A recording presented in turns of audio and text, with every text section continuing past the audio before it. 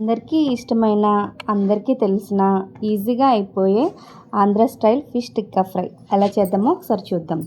ఎలా అంటే దీనికి కావాల్సిన ఉప్పు, కారం, గరం మసాలా, అల్లం వెల్లుల్లి పేస్ట్, కొంచెం నిమ్మకాయ పిండుకొని మొత్తం పేస్ట్ లాగా కలుపుకోవాలి. కొంచెం ఆయిల్ వేసుకొని మొత్తం కలుపుకోవాలి.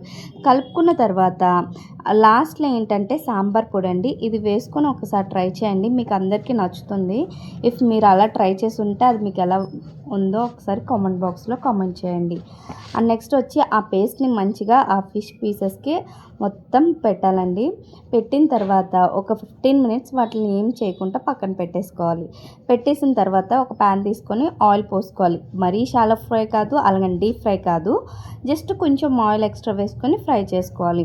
అప్పుడే ప్యాన్ కూడా ఆ పీస్ అనేది స్టిక్ అవ్వకుండా ఉంటుంది.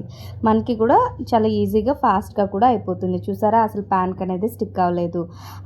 దీని తర్వాత ఏంటంటే ఒక పొడి చూపిస్తానండి. అదేంటంటే పల్లీలు అండ్ నెక్స్ట్ కరివేపాకు, ఈ రెండింటిని రోస్ట్ చేసి కచ్చపచ్చగా ఫ్రై చేసుకొని దాని మీద వేసుకుంటే మీకు రెస్టారెంట్ స్టైల్లో స్టార్టర్ తిన్నట్టు ఉంటుందండి ఈ ఫ్రై అనేది.